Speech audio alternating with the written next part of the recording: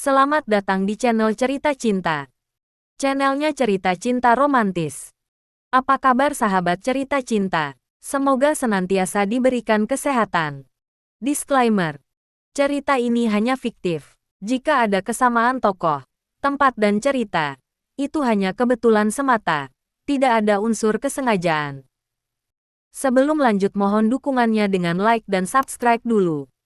Suamiku dilamar janda kaya. Bagian ke-63. Maksudnya, Nek Ayang yang menyuruh Bapak jemput saya, bukan Mas Lang. Liriku. Bukan Mbak, Mas Lang malah pergi begitu saja tadi setelah bertengkar dengan Nek Ayang. Nek Ayang bertengkar dengan Mas Lang. Seruku kaget. Iya Mbak, Pak Parno menjawab singkat. Mereka bertengkar gara-gara Nek Ayang maksa Mas Lang dampingi dan jemput saya ke sidang. Tanyaku mencoba menetralkan suasana hatiku yang semakin tak karuan. Iya Mbak, tapi enggak usah Mbak pikirkan. Toh, sudah saya jemputkan. Mbak juga akan didampingi Nek Ayang. Pengacara Nek Ayang juga sudah menyiapkan semuanya. Mbak Bening enggak usah gentar ya. Pak Parno menguatkanku. Pria itu melirik sekilas. Mungkin ingin memastikan kondisi hatiku lewat raut wajahku. Aku tersenyum tipis. Menikmati kecewa ini, aku sempat salah duga. Kukira Mas Lang sudah kembali peduli dan meminta Pak Parno menjemputku. Nyatanya aku salah. Dia benar-benar sudah tidak peduli. Dia bahkan sempat bertengkar dengan nenek kesayangannya karena aku. Padahal selama ini, dia tak pernah membantah Nek Ayang. Karena aku, mereka terlibat perselisihan. Kembali kesedihan yang melanda hatiku. Semua terasa begitu hampa sekarang. Semua tak berarti lagi. Padahal aku seharusnya penuh semangat pagi ini. Karena sidang ini sudah sangat lama aku tunggu-tunggu. Aku akan segera berpisah dengan Mas Sigit. Aku akan segera menerima surat ceraiku. Statusku tak akan digantung lagi. Namun semua ambyar. Sikap Mas Lang sukses membuat perasaanku kacau balau. Padahal kemarin aku sudah tak peduli pada sikapnya. Aku anggap dia sudah tak ada. Namun, setelah menduga dia sudah kembali peduli padaku, perasaan kecewa serasa mencekik sukma. Semangatku hilang seketika. Mobil yang dikemudikan oleh Pak Parno menepi di halaman pengadilan agama. Kulirik jam weker yang menempel di dashboard mobil. Pukul 8 kurang 10 menit. Kami belum terlambat. Ning, kowe wes teko. Nek Ayang menyambut begitu aku turun dari mobil. Nek, sahutku seraya mengulas senyum. Lalu berjalan menghampirinya. Apa sebenarnya yang telah terjadi? Kenapa Elang berubah? Kenapa dia seperti tak respon lagi? Kalian bertengkar. Kenapa? Nek Ayang langsung memberondongku dengan semua pertanyaan itu. Nenek apa kabar? Sehat kan? Sapaku langsung mengalihkan pembicaraan. Aku meraih tangannya. Kucium dengan takzim. Aku baik. Elang yang tidak baik. Hubungan kalian yang tidak baik iya kan? Jelaskan sama nenek, apa yang sebenarnya terjadi. Cecarnya lagi, tak terpancing dengan pengalihan yang aku lakukan. Kita masuk yuk, Nek. Sidang akan dimulai beberapa menit lagi. Kita tunggu di dalam saja ya. Ajakku menggandeng lengannya, membawanya melangkah masuk ke dalam gedung. Kowe ndak bisa jelaskan toh. Nek Ayang mendelik kepadaku. Bukan enggak bisa jelaskan, tapi sekarang waktunya kurang tepat.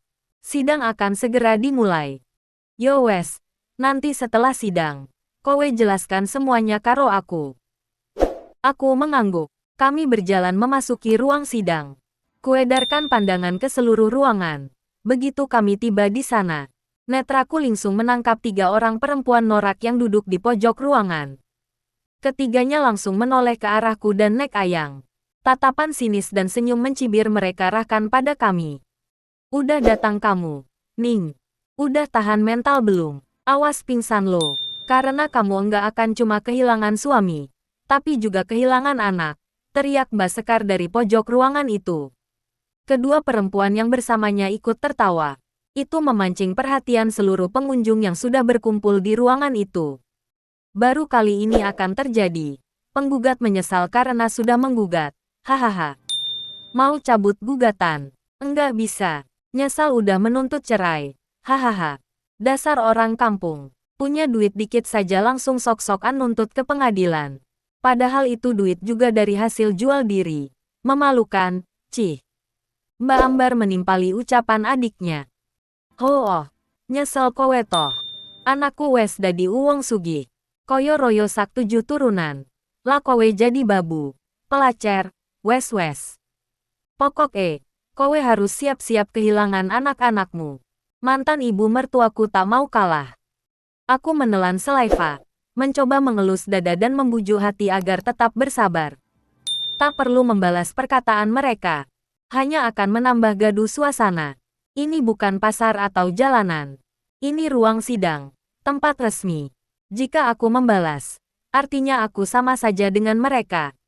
Siapa mereka? Nek Ayang menghentikan langkah. Mereka adalah mantan ibu mertua dan kakak ipar saya, Nek. Jawabku tetap tenang. Oh. Seperti itu tampang dan perilakunya. Tak jauh beda dengan Dara, Nuri dan Ajeng. Komentar Nek Ayang menyebut nama ibu dan kedua kakak Mas Elang. Kau akan lepas dari ketiga perempuan itu. Namun akan bertemu dengan 3 perempuan yang sama wataknya juga. Kau sanggup? Lanjutnya menoleh ke arahku. Saya dan Mas Elang. Kami. Tak kulanjutkan ucapanku. Betapa aku ingin berkata bahwa hubunganku dengan Mas Elang tak mungkin berlanjut lagi. Tak perlu wanita sepuh ini khawatir tentang sikap keluarga Mas Elang kepadaku, karena pernikahan kami tak akan pernah terlaksana. Tapi, saat melihat raut wajah keriputnya, apalagi mengingat bagaimana sikap dan perjuangannya, aku tak tega mengatakannya. Entah bagaimana caraku menjelaskan nanti kepada Nek Ayang. Kenapa Ning? Kowe karo Elang nopo? Nek Ayang mengernyitkan kening. Beliau kalau sudah serius pasti larinya ke bahasa Jawa. Jujur Ning, ono opo antara kowe karo Elang? Cecar wanita itu lagi. Belum sempat aku menjawab, panitera sidang memulai acara. Meminta peserta sidang mengambil tempat yang sudah ditentukan. Lalu membacakan agenda sidang. Selanjutnya hakim membuka sidang dengan resmi. Kuedarkan kembali pandanganku. Mencari sosok pria yang menjadi rivalku. Mas Sigit. Berulang-ulang kulakukan, tapi aku tetap tak menemukan. Begitupun dengan Yosa. Kemana mereka? Kenapa tidak hadir dalam sidang ini? Dari kemarin juga sudah berulang kali ku coba menghubungi istri baru suamiku itu. Aku mau meminta nomor rekeningnya untuk mengembalikan uang yang sempat ditransfer oleh Mas Sigit ke rekeningku. Sepertinya Yosa tak percaya dengan keteranganku. Dia pasti sudah terhasut oleh omongan Mbak Ambar dan Mbak Sekar. Aku yakin, Yosa lebih percaya kepada para benalu yang menempel padanya itu daripada aku. Entah bagaimana caraku menjelaskan padanya. Nomorku sepertinya benar-benar telah dia blokir. Rencanaku pagi ini akan berbicara langsung padanya. Akan ku transfer kembali uang itu kepada dia di depan matanya. Namun, rencanaku akan gagal sepertinya. Dia tak hadir di persidangan. Entah kenapa. Harusnya dia hadir mendampingi suaminya bukan? Bukankah dia begitu antusias hendak mengalahkan aku di dalam sidang? Bahkan dia sempat bersumpah kalau tujuan utama di dalam hidupnya saat ini adalah ingin menghancurkan hidupku. Kesempatan baginya adalah mengalahkanku dalam sidang ini dengan uang yang dia punya. Lalu, kenapa dia tak hadir? Kenapa hanya ketiga perempuan norak itu yang datang? Ku dengarkan dengan seksama saat pengacara mereka mengemukakan alasannya. Yosa dan Mas Sigit ternyata sudah menyerahkan sepenuhnya untuk sang pengacara. Agenda sidang berjalan lancar. Gugatanku pun dibacakan oleh pengacara handal yang ditunjuk oleh Nek Ayang. Panitera mempersilahkan pengacara Mas Sigit untuk menanggapinya. Sang pengacara berdiri, mengambil posisi untuk memberi tanggapan. Sempat kulirik ketiga perempuan di sudut ruangan. Sial. Kebetulan mereka sedang menoleh ke arahku juga. Tatapan kami beradu saling mengunci. Cibiran di bibir ketiganya semakin meruncing saja. Lidah Mbak Sekar bahkan dia julurkan panjang ke arahku. Persis seperti anak kecil yang pasti akan memenangkan permainan. Segera kualihkan pandangan kembali lurus ke depan. Tak ingin membakar hatiku dengan tontonan narsis itu. Terima kasih, Yang Mulia Wali Hakim, Pak Jaksa, peserta sidang dan seluruh pengunjung sidang yang terhormat. Pengacara Mas Sigit mulai berbicara. Suasana hening seketika. Saya mewakili klien saya, Sigit Purnomo, akan membacakan pernyataan klien saya.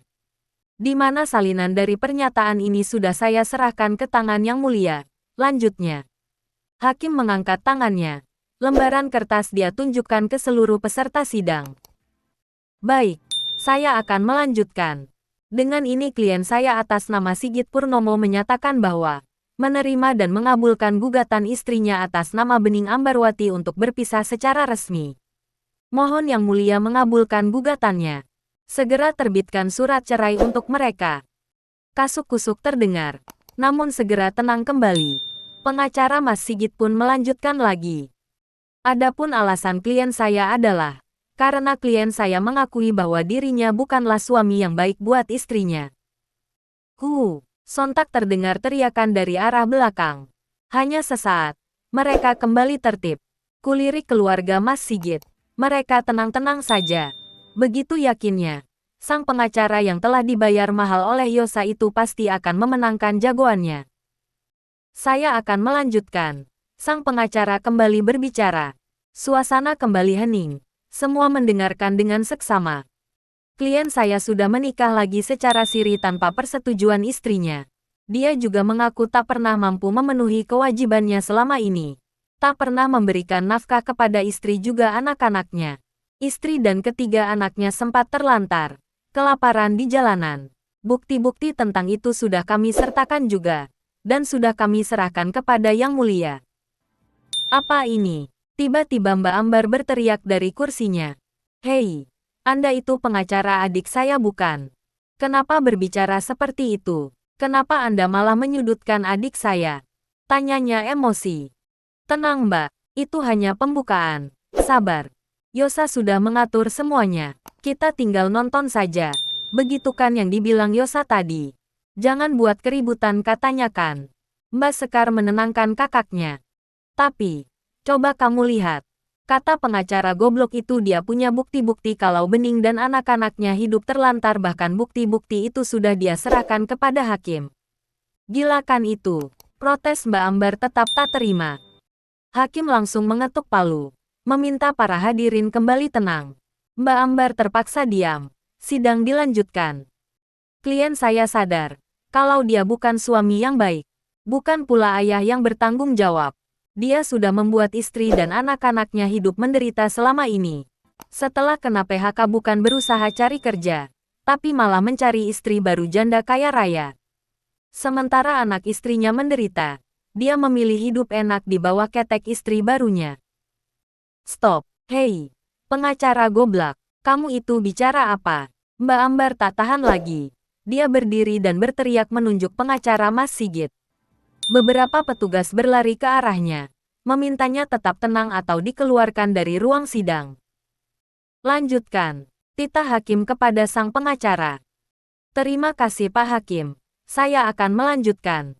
Klien saya yakin, dia tak akan sanggup membahagiakan istri dan anak-anaknya. Istri dan anak-anaknya akan menderita bila tetap memaksa meneruskan pernikahan mereka. Bu Bening sudah bahagia sekarang dengan kehidupan barunya. Dia juga sudah mempunyai rumah makan terkenal. Oleh karena itu, Yang Mulia, tolong kabulkan gugatan dari pihak penggugat. Izinkan hak asuh anak juga atas nama istrinya.